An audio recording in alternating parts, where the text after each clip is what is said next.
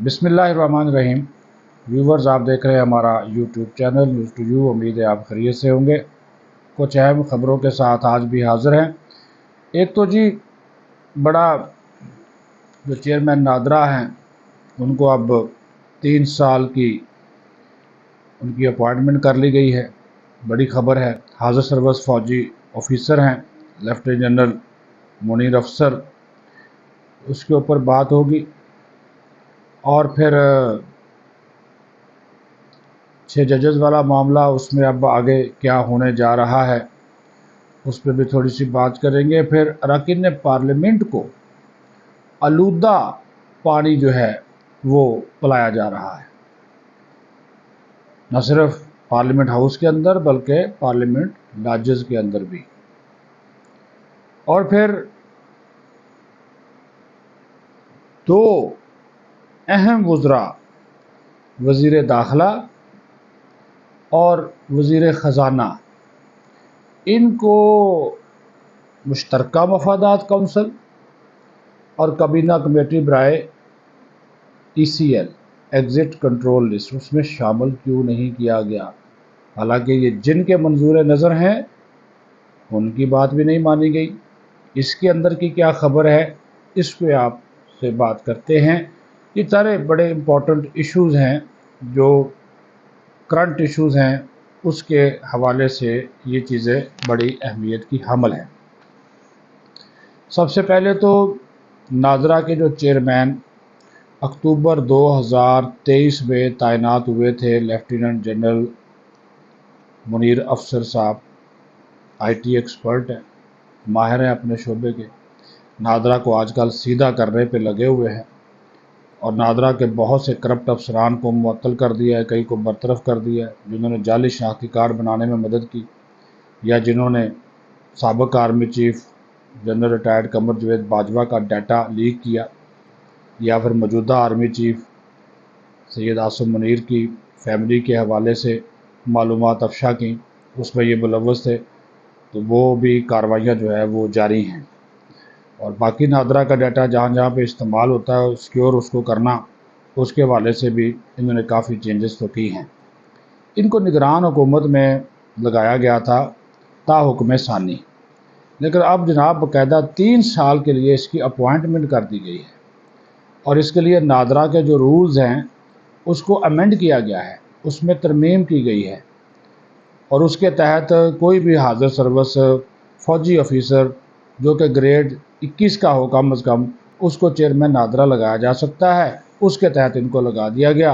Summary वज़ीर आज़म को भिजवाई गई, उन्होंने काबीना में भेज दी और काबीना ने जनाब कमाल महारत के साथ, ऐसी समरी रुकती नहीं है, तो वो फौरी तौर पर उन्होंने सर्कुलेशन के ज़रिए ही इसकी जो है वो मंजूरी दे दी। अब 3 साल तक जो है वो लेफ्टिनेंट जनरल मुनीर अफसर चेयरमैन नादरा बन गए हैं। तो अभी देखते हैं कि आने वाले दिनों में नादरा के और भी कारनामे सामने आएंगे। अच्छे अंदाज की बात कर रहा हूँ, क्योंकि ये चोरी चकारी और इस डाटे का जो गलत इस्तेमाल हो रहा था उसको इन्होंने काफ़ी हद तक वैसे रोका है। और आजकल जो मुलाजमीन की सर्विलियंस है वो भी शुरू कर दी है। जिस तरह IB की ज़िम्मेदारी लगा दी गई है कि वो FBR के अफसरान अच्छे कौन से हैं और बुरे कौन से हैं, वो नया टास्क उनको मिला है।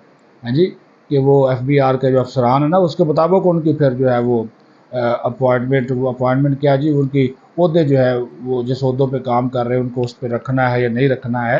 तो ये भी एक बड़ा काम जो है वो होगा। तो ये अभी चल रहा है जिस सिलसिला। तो ये अब दूसरा वज़ीर आज़म ने साथ साथ चलते, जैसे मैं काफ़ी सारी चीज़ें आपके नॉलेज में लाता जाऊँगा। वज़ीर आज़म ने ये जो था ना जी, अब दौरे करने चले गए वज़ीर साहब, कोई आला सरकारी अहदेदार, तो जिस दफ्तर के दौरे पे जाते हैं उधर वो रेड कारपेट बिछा दिया था, सुर्ख कालीन, तो उसके ऊपर वो चल के जाते हैं दफ्तर में, ये वो। तो वज़ीर आज़म ने बड़ा इसके ऊपर बर्मी का इजहार किया, एक नोटिफिकेशन निकाल दिया, उन्होंने इमीडिएटली पाबंदी लगा दी। उन्होंने कहा कोई नहीं, कोई रेड कारपेट नहीं, खबरदार। बिल्कुल जिस तरह सादा तरीके से मैं आता जाता हूँ उसी तरह भी आप लोग आए। तो उन्होंने कहा जी बिल्कुल पाबंदी, कोई रेड कारपेट किसी वज़ीर मशीर के लिए नहीं होगा, और अगर कोई होगा तो फिर उन्होंने कहा जी फिर मेरे से बुरा कोई नहीं होगा। ये वज़ीर आज़म ने कह दिया। सिर्फ जो सफारती तकरीबात है वहाँ पर जो प्रोटोकॉल्स होते हैं اس کے تحت اگر ریڈ کارپیٹ ہوتا ہے تو ٹھیک ہے، ادروائز انہوں نے کہا جی کسی کو ریڈ کارپیٹ کا استعمال کی اجازت جو ہے وہ نہیں دی جائے گی۔ دوسرا جی، حکومت مشاورت کر رہی ہے، سپریم کورٹ کے 3-4 جو ریٹائرڈ ججز ہیں ان کے ساتھ رابطہ کیا ہے، میری اطلاع کے مطابق 2 نے تو معذرت کر لی ہے اور ابھی 2 جو ہے وہ مزید پائپ لائن میں آگے ہے، تو حکومت اسی وجہ سے اناؤنسمنٹ نہیں کر رہی۔ شام تک ہو سکتا ہے، جب تک کہ ویلاگ اپلوڈ ہو کوئی نام اور بھی سامنے آ جائیں، لیکن جسٹس ریٹائرڈ ناصر الملک، جسٹس ریٹائرڈ تصدق حسین جلالی، اسی طرح 2-4 اور ججز کے ساتھ انہوں نے رابطے شابطے کیے ہیں، تو ابھی جو ہے وہ کنفرمیشن اس کی جو ہے وہ ہونی ہے، یہ جو معاملہ ہے۔ لیکن شیر افضل مروت بڑی بات کر گیا جی، اس نے رات ایک ٹی وی پروگرام میں بولا، پتہ کی بات کی ہے، ویسے تو وہ جس طرح کی گفتگو کرتے ہیں وہ دبکی میز یہ وہ فلاں وہ اور بات ہے، لیکن کل رات انہوں نے ایک بڑی زبردست گفتگو کی کہ جب ان کو پتہ چلا کہ جناب ان ججز کو کہ ان کے کام میں مداخلت ہو رہی ہے، تو انہوں نے فوری طور پر مداخلت کرنے والوں کو شو کاز نوٹس یا توہین عدالت کا نوٹس ایشو نہیں دیا۔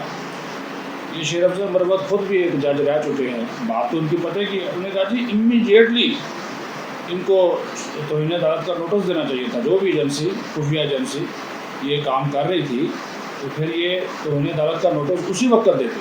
اور انہوں نے کہا جب 1.5 سال ہو گیا اور اس کے بعد انہوں نے سپریم جوڈیشل کونسل کو خط لکھا، تو انہوں نے کہا جی اس کے اوپر بھی بہت سارے سوالات جو ہیں نا اٹھتے ہیں۔ بات تو ویسے میں نے کہا نا کہ انہوں نے شیر افضل مروت نے جو ہے وہ ٹھیک بات جو ہے وہ کی ہے۔ پھر میں نے آپ سے کہا تھا کہ یہ آلودہ پانی، کہ پاکستان کونسل برائے آبی تحقیق PCWR اس کو بولتے ہیں، اس نے جناب ایک رپورٹ دی ہے۔ وفاقی دارالحکومت کے لوگ میں اور آپ ویسے تو ان کو جو پینے کا پانی ہے وہ آلودہ ہی دیا جاتا ہے، یہاں تو وفاقی دارالحکومت میں پینے کا صاف پانی نہیں ہے، لوگ بیماریوں کا شکار ہیں، ہیپاٹائٹس، پیٹ کی بیماریاں اور بڑے مسائل کا شکار ہے۔ لیکن اب جناب وہ جو VVIP کمیونٹی ہے جس کو ہم کہتے ہیں رکن پارلیمنٹ، ہمارے منتخب نمائندے، وہ بھی جناب ان کو بھی جو پینے کا صاف پانی دیا جا رہا ہے وہ آلودہ ہے، ٹھیک ہے جی۔ اور یہ نمونے لیے گئے واٹر ٹینک سے، واٹر کولر سے، ڈپٹی اسپیکر کے کمرے میں جو واٹر کولر لگا ہوا اس کا پانی آلودہ، اسپیکر کے کمرے میں جو لگا ہوا اس کا پانی آلودہ، تو بھائی وہ تو پھر سارا پھر دیکھ لیں۔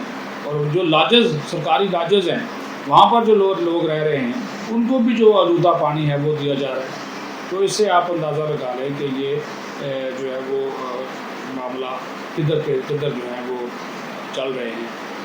ان کے جو اراکین پارلیمنٹ ہیں ان کو بھی پینے کا صاف پانی جو ہے وہ میسر نہیں ہے، آلودہ پانی جو ہے وہ ان کو دیا جا رہا ہے، جو کہ ان کی صحت کے لیے نقصان دہ ہے، غیر محفوظ ہے، تو غیر معیاری تو ہے ہی ہے۔ تو وہ ظاہر وہ سروے وغیرہ کرتے ہیں، تو انہوں نے کہا جب وہ چیک کیا ان کا واٹر ٹینک اور واٹر کولر جو وہاں پہ لگے ہوئے ہیں وہ ڈسپینسر ٹیب، تو اس کے اندر بھی جو پانی تھا اس کے نمونے جو ہے وہ غیر معیاری پائے گئے ہیں، ٹھیک ہے جی۔ ابھی جناب 2 وزیر ہیں، وزیر داخلہ اور وزیر خزانہ، آج مشترکہ مفادات کونسل کی تشکیل نو کی ہے صدر نے وزیر اعظم کے ایڈوائس پہ، اس میں وزیر خزانہ شامل نہیں ہے، اس میں وزیر خارجہ کو شامل کر لیا گیا۔ کابینہ کی ECL کی جو کمیٹی ہے اس کی سربراہی وزیر اعظم خود کریں گے، اگر جب وہ خود اویلیبل نہیں ہوں گے تو وزیر قانون کریں گے۔ ECL میں ڈام وزارت داخلہ ڈالتی، لیکن وزارت داخلہ کا وزیر اس میں شامل ہی نہیں ہے۔ ECL کا سیکریٹریٹ جو ہے وہ وزارت داخلہ میں ہے، لیکن وزیر داخلہ شامل ہی نہیں ہے۔ تو بھائی جان یہ چونکہ دونوں جو ہے وہ نئے ہیں، سیاسی معاملات کا اتنا تجربہ نہیں ہے، پھر وزیر اعظم صاحب اپنی ٹیم چاہتے ہیں، تو اس وجہ سے انہوں نے دونوں کو جو ہے وہ خاموشی کے ساتھ اس دونوں فیصلہ ساز کمیٹیوں سے الگ کر دیا ہے، جو بھی اس کی وجوہات ہوں لیکن الگ جو ہے وہ کر دیا ہے۔ اس کے اوپر بہت سی باتیں کی جا رہی ہیں، وہ کہہ رہے ہیں چونکہ ان کا تجربہ نہیں ہے تو CCI اور ECL والی جو کمیٹیاں ہیں وہ تجربہ کار لوگوں کے پاس ہونی چاہیے، تو پھر حکومت کا دوسرا موقع یہ بھی انہوں نے کہا جی تو کسی وقت بھی ان کو دوبارہ بھی شامل کیا جا سکتا ہے، تو جب ضرورت پڑی ان کو ہم اسپیشل انوائٹی کے طور پہ بلا سکتے ہیں، لیکن دونوں کو شامل نہ کرنا، حالانکہ دونوں جو ہیں وہ ان کو ضامن قرار دیا، بات بولیے گا نہیں رانا ثناء اللہ نے۔ محمد اورنگزیب اور محسن نقوی کو حکومت میں شامل کرنا اس حکومت کی ضمانت ہے، یہ رانا ثناء اللہ نے کہا تھا۔ آپ بھی اس بات کو یاد رکھیے گا۔ پاکستان زندہ باد۔